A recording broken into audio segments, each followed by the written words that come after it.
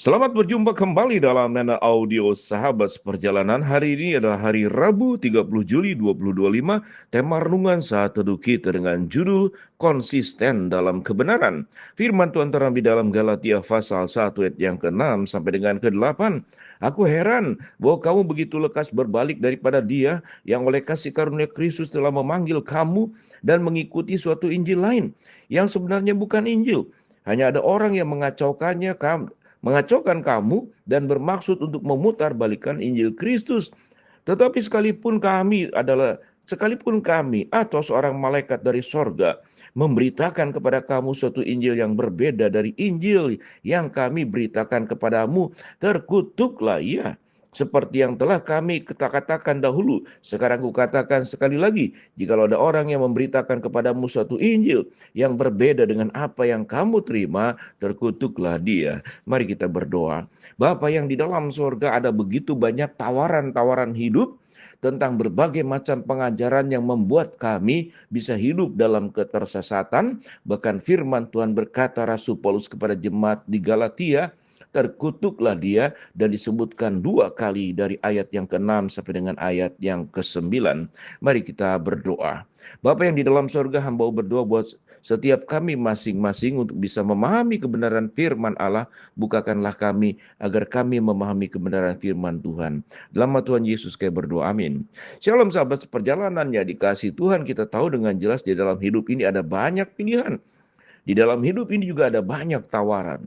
Di dalam banyak tawaran kita bisa memilih banyak aspek, termasuk berbicara tentang nilai-nilai hidup, bahkan iman percaya.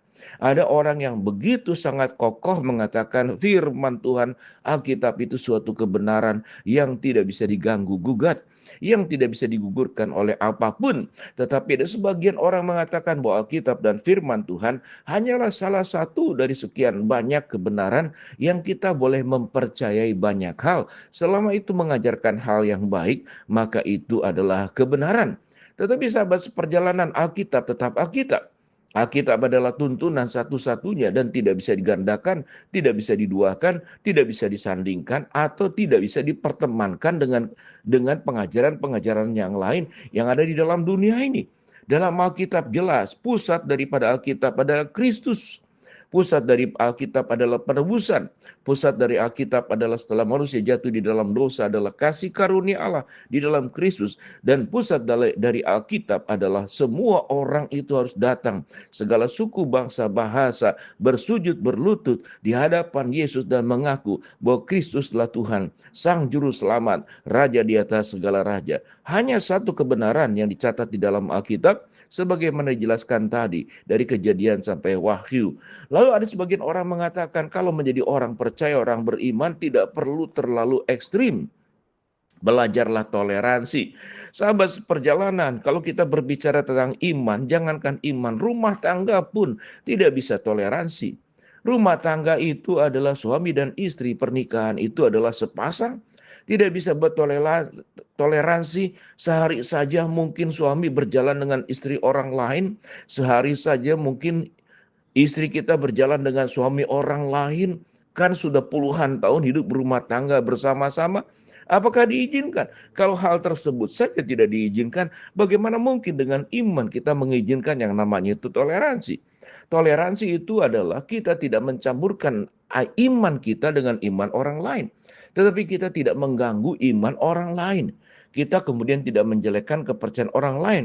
Karena iman itu adalah sesuatu yang wilayah pribadi, yang tidak bisa didiskusikan, yang tidak bisa dipertentangkan, yang bisa menimbulkan peperangan. Kita tahu dengan jelas sejarah dunia mencatat peperangan yang disebabkan oleh karena masalah agama itu menimbulkan berbagai macam pertumpahan darah dan kerugian dan kerusakan, baik alam, baik kemudian nyawa yang hilang, anak-anak yang tidak memiliki ayah kembali karena ayahnya meninggal di medan peperangan. Apakah kita akan mengulang perkara yang sama? Toleransi berbicara tidak mengganggu iman percaya orang lain. Tetapi toleransi tidak berbicara mencampur adukan iman percaya kita dengan yang lain. Sehingga Rasul Paulus mengatakan tidak boleh ada yang namanya dia maka dikatakan Injil yang lain. Sekalipun mungkin menurutmu ada seorang malaikat yang datang dari sorga memberitakan suatu Injil yang lain.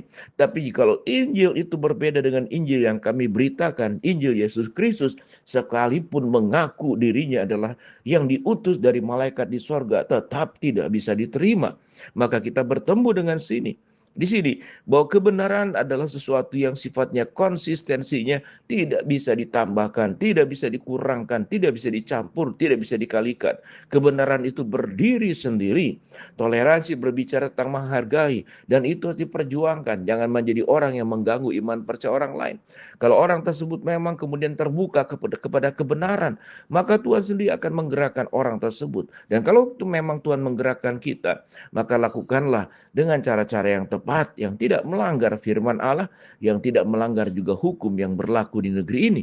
Karena kita bersyukur, negara Indonesia adalah negara yang sangat menjaga kemajemukan iman percaya, Bhinneka Tunggal Ika.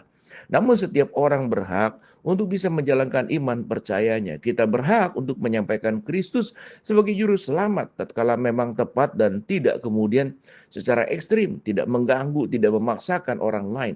Demikian juga orang lain juga melakukan perkara yang sama, berusaha agar orang lain juga ikut di dalam iman percaya yang dimilikinya. Itu sesuatu yang wajar di dalam proses sosial, hubungan masyarakat yang terjadi. Namun khususnya di dalam iman percaya kita bersama dengan pribadi dengan Tuhan berdiri sendiri. Tidak ada yang namanya kemudian kebenaran itu bisa dikawin campurkan, diaduk-aduk dengan yang lain.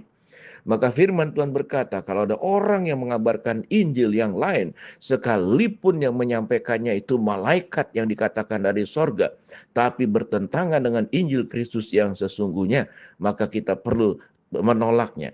Sahabat seperjalanan, kita pun sama. Tidak hanya berbicara tentang iman, tapi kehidupan juga sama. Kalau Tuhan meminta kita hidup dalam kebenaran, meminta hidup dalam kekudusan, meminta hidup di dalam kesucian, maka jangan kemudian melakukan perkara-perkara dosa yang mendukakan hati Tuhan, mendukakan Roh Kudus. Jangan berkanjang di dalam dosa, jangan duduk dalam kumpulan pencemooh, jangan berdiri di jalan orang berdosa. Kemudian juga jangan melakukan perkara-perkara yang melanggar kebenaran firman Allah. Tetapi yang kesukaannya adalah Taurat Tuhan.